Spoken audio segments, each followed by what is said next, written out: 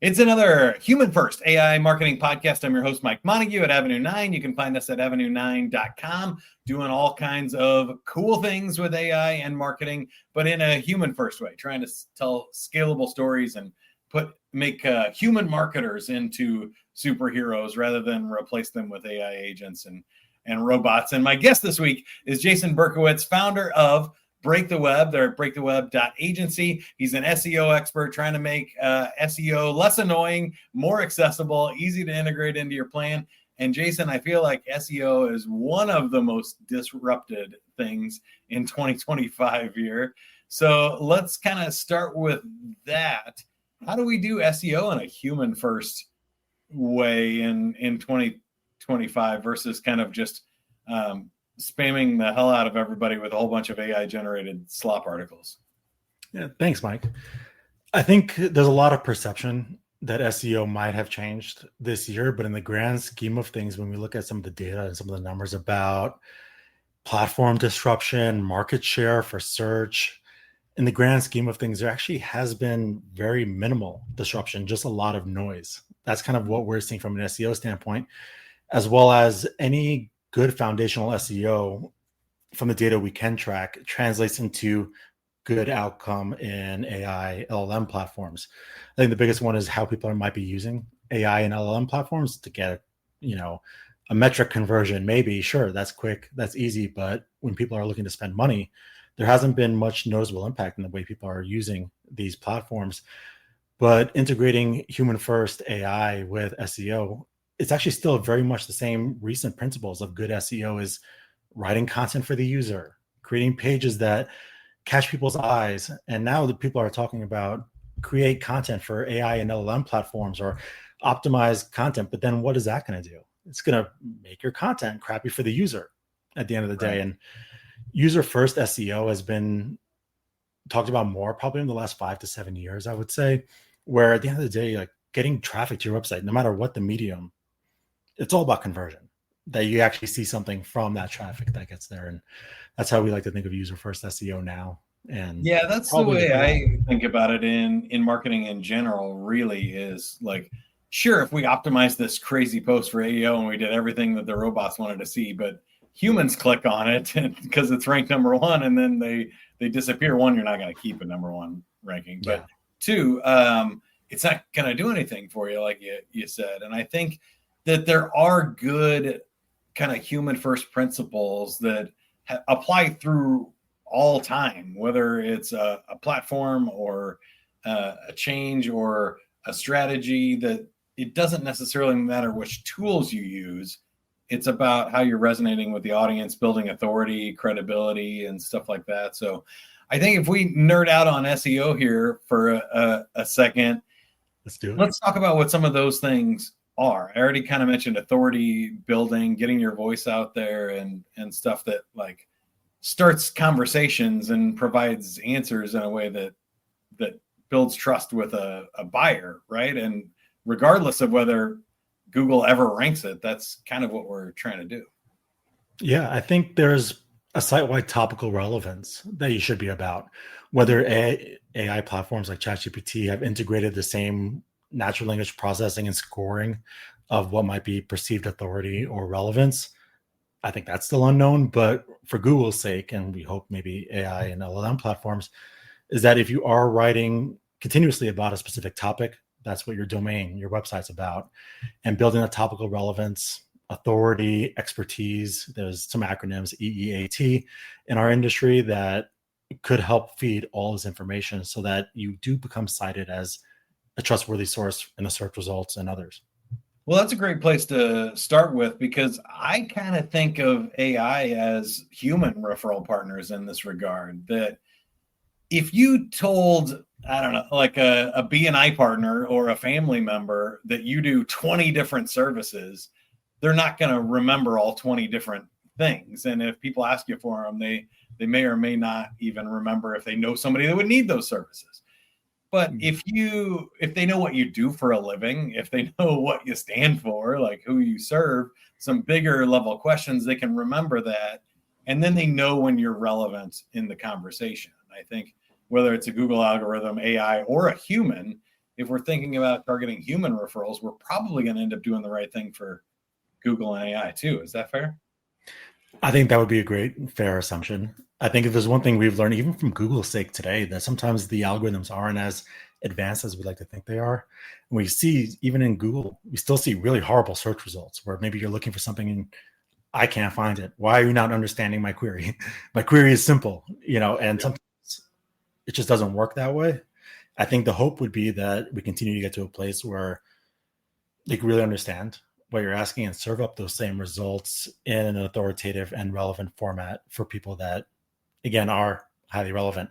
There are the other aspects, though, where even like traditional SEO, where a brand and their competitors can all write really awesome content, could have pages that are all semantically relevant for a specific topic.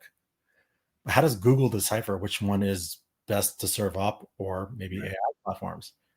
And now it's coming back in the conversation, which is awesome. The topic of link building, brand mentions, getting the word out there, digital PR, all these different aspects, which kind of get thrown under the bus historically because of old school SEO stigmas and spam. But still, I think it's just poor misconceptions of the way it started. People don't realize that Google got over what you put on your page pretty quick. Even by like 2010, which is like 15 years ago now.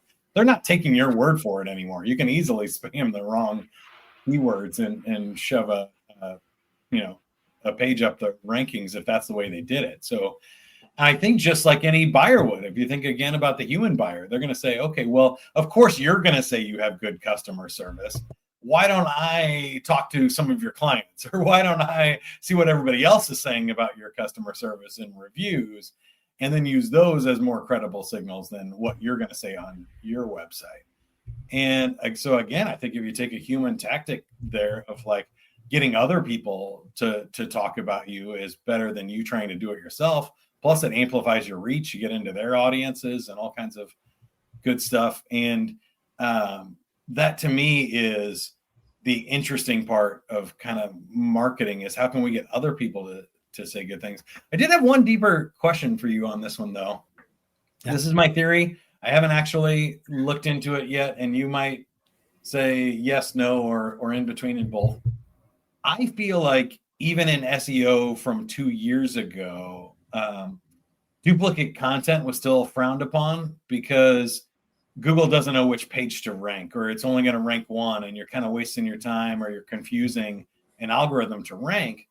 But now with AI, or if we're thinking about humans, having that same story in a lot of different places now becomes more valuable. Now AI in its training data says, oh, we have this article of what is human first AI marketing on 1,000 sites, and it's all the same and it's relevant. And this must be the consensus definition of AI versus this must be the authority page on the topic.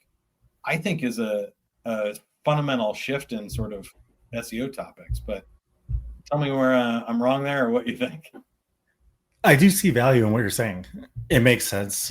Content syndication is very much a thing, especially in the PR world. Right. So you are mimicking, in a way, what is natural. I think there's the hope. We're still like such in the early stages that these AI platforms are still like in its infancy in their expertise.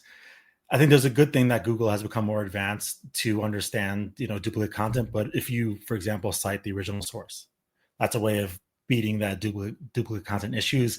At the same time, most like duplicate content issues are if the same content or near similar content is on the same domain.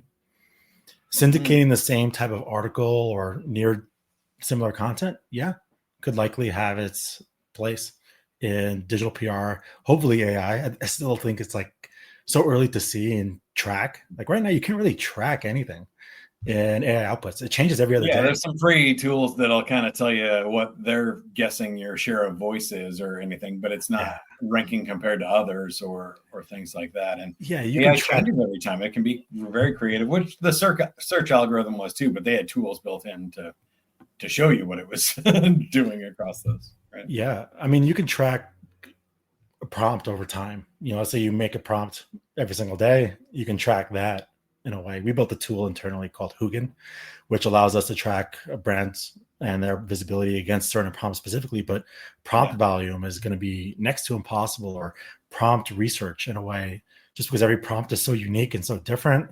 And of course, the models are just constantly changing. We might be using the same model, but even that gets updates in a while. And at the same, if that wasn't enough, ChatGPT hasn't updated their internal knowledge since April 2024.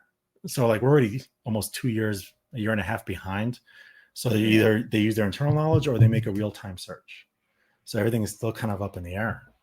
Yeah, I find that fascinating, which is why for me, I think anybody that is promising like specific tactics of like, oh, just do these 4 things and you'll get in there are probably wrong. But the strategies we've been talking about of like, what's a theory? If I wanted more humans to talk about me or more humans to refer me, what would I do? If I wanted to get in more places, find more eyeballs or build credibility, to me, it kind of makes logical sense that if more people are talking about you, AI is going to say, okay, there's some weight to this. Like it's based on probability, right? What is the most likely correct answer?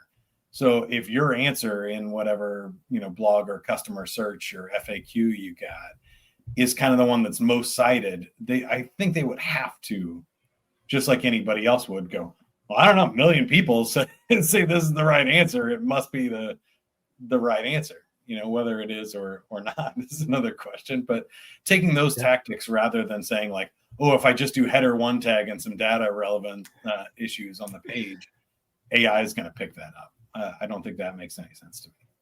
Yeah, I mean, you're kind of saying like the web of things, very much how Google might look at things, the way things link to each other, the endless amount of links.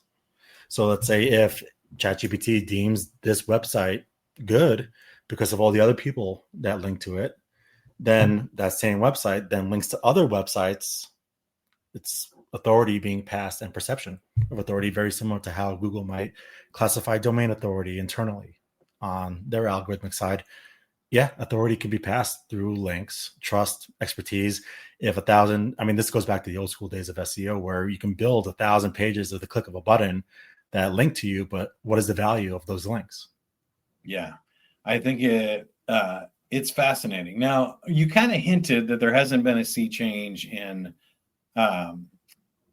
people's purchasing behavior or kind of their link behavior, but I think there certainly has been in their search behavior. And you mentioned one of them of like going from 3 to 5 words in Google to like 25 to 30 words in a ChatGPT search or a voice search does seem like a different thing for me. And I think, all the stats and noise that you were talking about is that like, some industries, 50-80% of searches became 0-click searches, where if you're looking for, how old Tom Cruise is or whatever, they can just say 53. They don't need to take you to a website that says he's 53 or his Wikipedia page to find that answer. How do you see that affecting what's happening for like small business marketing? Yeah, I think in the big picture of all of this, it shouldn't be making that big of a dent. If you had good marketing to begin with, super informational queries weren't going to lead to money or revenue anyways. So again, let's say you wrote an awesome article about how old Tom Cruise is. Let's say there was no snippet or AI results that gave you that answer right there in the search results. If somebody clicked onto your website, they're not in purchase mode. They don't want to buy anything. At the end of the day, marketing is to try to get the word out, increase the brand presence, and hopefully in some capacity or another, get money from it. If people are just hopping on your brand and your website and then leaving, is that good qualified traffic or quality traffic to begin with? So good SEO, and just like other good marketing, has been kind of focused on bringing people to the user journey and customer journey anyways. So we're seeing most of these like AI results and AI overviews appearing in informational queries. People just really looking for an answer to a question. Whereas you start getting down the funnel, more bottom of the funnel, maybe some navigational intent or transactional intent, fewer results. Imagine Google probably doesn't want to be responsible for any bad purchase things that might take place. So that still leaves the organic opportunities out there, which is going to convert anyways. If you have 1,000 visitors and less than 1% are converting because it's all informational, I mean, maybe like 0.5%. That's really Yeah. bad. Well, that's kind of what I'm seeing, and what I was going to add on to that is it really depends on what industry you're in. So you kind of specialize in the direct to consumer, where it was like an e-commerce click and purchase. Somebody still has to get to that page. Somebody has to sell that item, whether they're coming from ChatGPT or Google or not. I think the ones that are getting crushed are people that were selling advertisements, and they were getting 80,000 worthless click-throughs to that Tom Cruise page, and they were showing Publishers, their own publishing pay-per-click ads. They're getting hammered. 80% of their traffic is down, and their revenue. Where I work is in the B2B space, and I think if you're in professional services and you're a lawyer, a consultant, or of some kind, you don't really care. People weren't ever going to click on your website and buy a $60,000 consulting package. So do you care whether Google says you're best or ChatGPT says you're the best? It doesn't really matter. They're still probably going to have a conversation with you at some point. And so how they become aware of you, I don't think matters as much. I think you can really avoid all the headaches and swearing, just kind of make sure that you're part of the conversation. What you don't want to be is left out. If somebody says, hey, who's the best lawyer in Boston, you don't want a Google or ChatGPT to not have you on that list. Yeah, and most people, though, they're also looking for a lawyer in Boston. They're not just going to take wherever the source is, the first lawyer they find, and just submit a contact form. People have some level of skepticism in general from what they see online. People are going to do their due diligence. They're going to research, look for reviews, browse around different pages, whatever their own way of getting that confidence that, okay, this is a brand I should be reaching out to, or a law firm I should be reaching out to. There's that same, again, research process that people naturally go through. If you look at any like website analytics, the way people navigate around websites until they convert is just very fascinating. And then let's say ChatGPT does recommend the brand and they don't link to your brand. What are people going to do? Take the brand and go back to Google anyways. So Google is going to get the credit for that source of traffic as well. I think, we're so very early in these stages that there's no consistent baselines that have been set. The baseline just keeps changing over time with all these updates that we really don't know how people are going to adopt to AI, LLMs.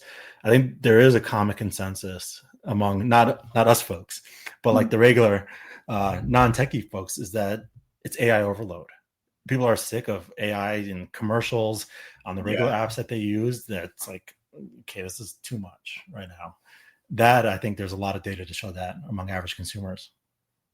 Yeah, I think that's fascinating too. People, it's kind of weird because you get fooled, and we were talking about this before you record, by the early adopters and the news cycle saying they're like, oh, everybody's using AI, and I think when you look at number of searches, we don't even know what that means. Is that number of people? Like, I'm starting to see more than stats come out that like more than 50% of people are doing some sort of searching in an AI tool and stuff. And how many is yelling at them? Like, no, that's not what I asked. Stop gaslighting me. We don't know what the results of those conversations are, or any of the context about who that is, or what numbers they got from that, what part of the world, what industry we're talking about. I'm sure there's somewhere people are still getting their websites up to they're in different places. I know I've in the past worked with like construction companies and other stuff that were like still doing their contracts on the back of cigarette packets and didn't have a website, and they're figuring out their way to get their business off the books and off the internet, not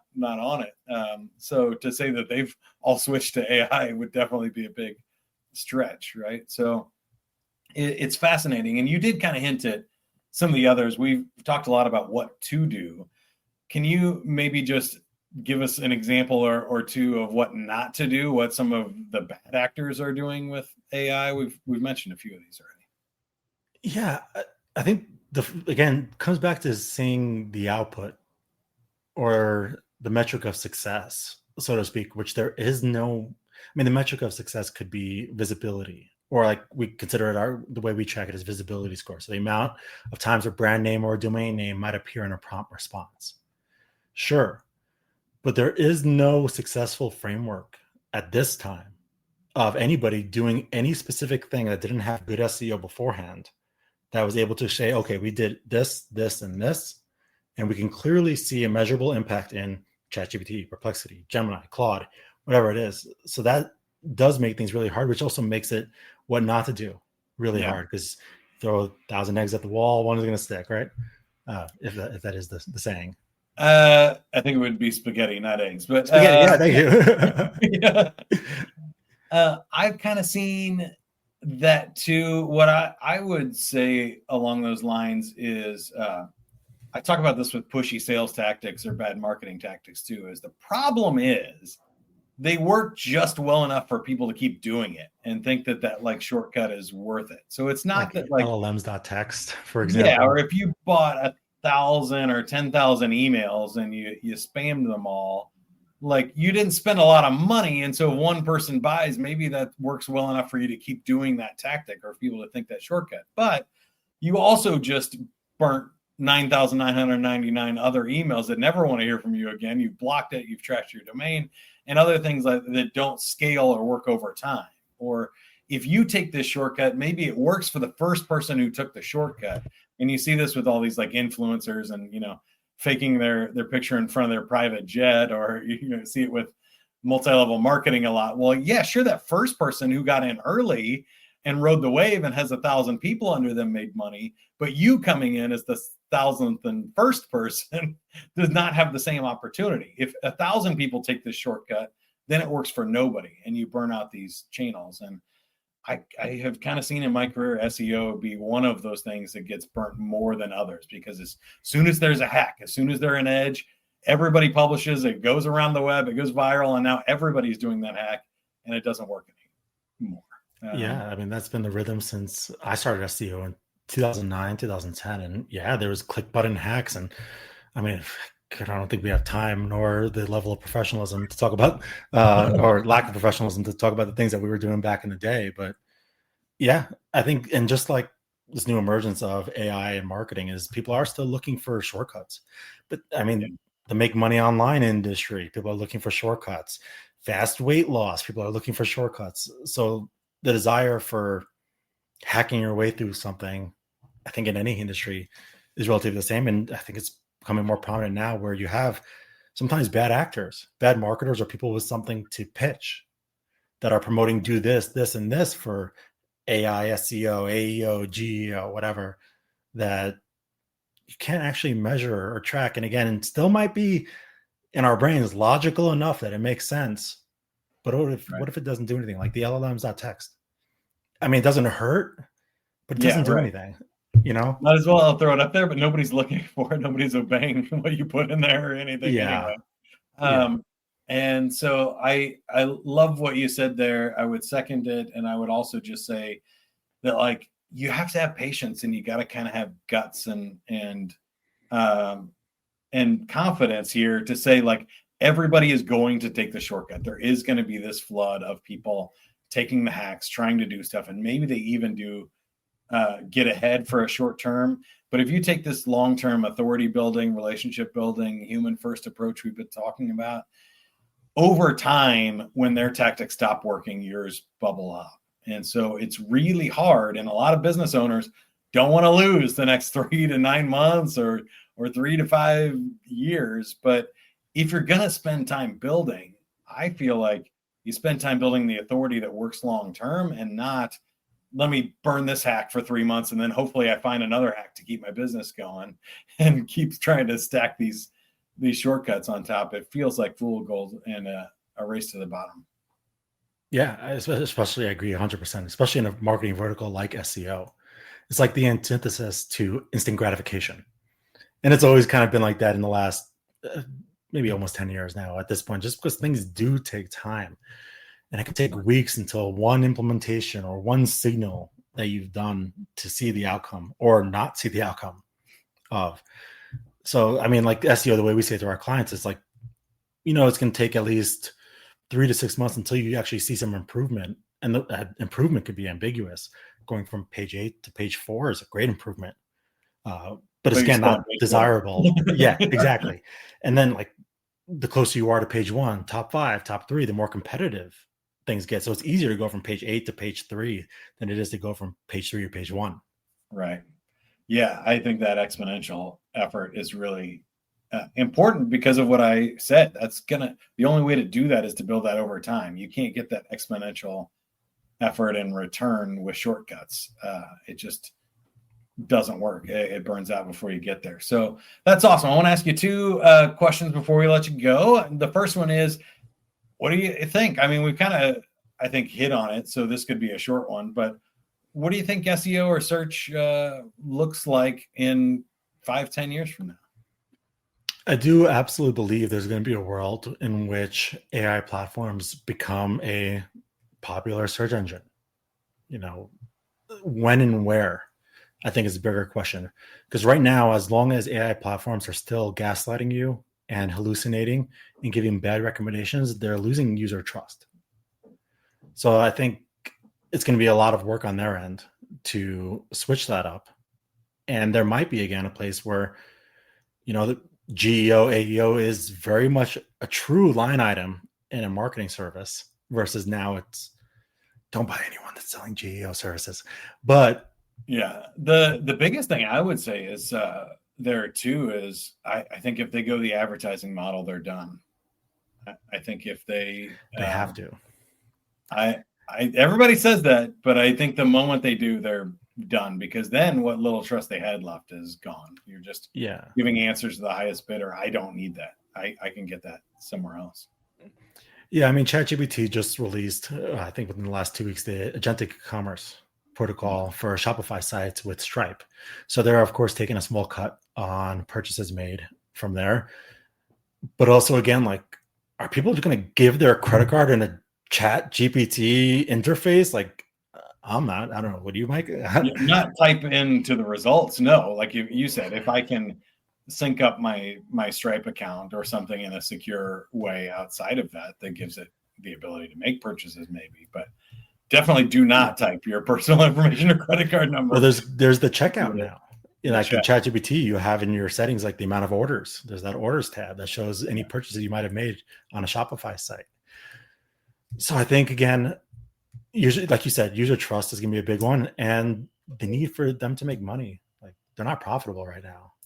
Yeah, but I hope that it's through, though, like the taking a cut on the subscriptions and other things. I think it's worth way more than $20 a month. But what I don't want to, I'm not paying you $20 like Netflix, $20 a month, and you put ads in there. If you do it, I know you're not alone, and I know you have no control over this. So I'm not arguing with you, but I'm just saying, like, if they do that, I'm out. Well, that's not a bad idea, because 98% of ChatGPT users are free accounts. So if they get the ads, maybe if they're heavy users, then they would go for a plus account at $20 a month. And then, that might be a decent model. It's going to be hard to not give ads. And I think how they have a lot of history with how people perceive Google search results with ads. And historically, people have skipped when it said ad, just because they don't want to. I don't care how good the result is. It's just an ad. I don't want it. Yeah. So I think they have a lot of good use data to show how they maybe could implement it. So, here's the other one, and we'll probably skip the other question, which is like, where do you think all this shakes out in our lifetime? I think we're all going to have our own AI and our own algorithms, and we can do our own settings. But I hope that at least on these bigger channels, maybe there's some each take a different route. I would love, which is like, Google's already got the ad place. Let them put ads in Gemini. I don't care. That's not what I'm using it for. But my personal assistant or something, I don't want to ask my AI which running shoe I could get and get ads for running shoes. I want it to actually know about me, my habits, how often I run, like how many miles, whether I have ankle pain and stuff like that, and recommend the best shoe for me, not the one who paid the most amount of money. So I think there could be a spectrum of use cases, if that's fair. Yeah. And I think I forgot the name of this model, but there's a model that shows when there's big technological advances in anything, a lot of big increase in adoption of people using this new technology. But as the technological advances slow down, so does the adoption until the next big spike. Right. And I think we're since earlier this year, we're past that big spike. And until there's something huge, new, revolutionary in the world of AI, when it comes to people finding the products they need, adoption. This is to answer the second question that you kind of asked but didn't ask. Yeah. I think adoption will slow down. I think it's gonna be a 10-year game until like really it's in our daily lives. Yeah, I think so too. I don't know. Nobody really knows, but it'll be fun to find out how that works. Is it all voice? Is it with your eyes? Is it, Those or Meta glasses, those Ray-Ban ones. It looks pretty cool. I don't know Horrible demo. Like, I don't want to wear tech on my face either. It sounds like you and I are very similar to like at least protecting our digital sanity. And I think when you work in this business, you have to be. But yeah, I think that's another big ask for consumers is to, it's one thing to wear a watch on your wrist or something that's monitoring stuff and not bothering you. It's another one to put something on your face that's interrupting kind of like half cyborg conversations and day all day. Yeah. Wild. All right. Well, before we let you go, how can you help us or how can we help you? Tell us about Break the Web. It's at breaktheweb.agency. And once again, we've been talking with Jason Berkowitz. Thanks, Mike. We help in-house marketing teams of D2C, B2C brands just make SEO measurable, accessible, just like you said, a lot less annoying for in-house teams. And yeah, we're at breaktheweb.agency. Yeah, check it out. As you mentioned, there's some other cool tools there. And on LinkedIn, Jason Berkowitz has got a bunch of followers over there and posting cool stuff too. So don't hesitate to connect with me too. Mike Montague on LinkedIn or avenue9.com is the website. We kind of act as context engineers for your business to help you figure out this. I think there's 3 buckets stopping people from using AI in their marketing. Number one is the strategy. Doesn't change. The stuff that we were talking about, the things that work don't change over time. And if you don't have marketing expertise, going to ask ChatGPT to build you a marketing plan or something is not going to fix your go-to-market strategy. Number 2 is asking it to create content without the context doesn't work either. So we'll interview your founder, your top salesperson, your best client, and then use that information to train AI to create cool content for you. And number 3 is the old classic marketing stuff of like figuring out a story that sells and a scalable story that we can turn into a whole bunch of different content with AI and take what you like doing on a podcast or a video and turn that into a blog post or an email or the short form video that nobody over 30 years old wants to do anymore. We'll help make those with AI so that you don't have to dance. And we promise not to use your AI avatar to do that either. But more information at avenue9.com. Until next time, good luck, good selling, everybody. Keep going. Bye.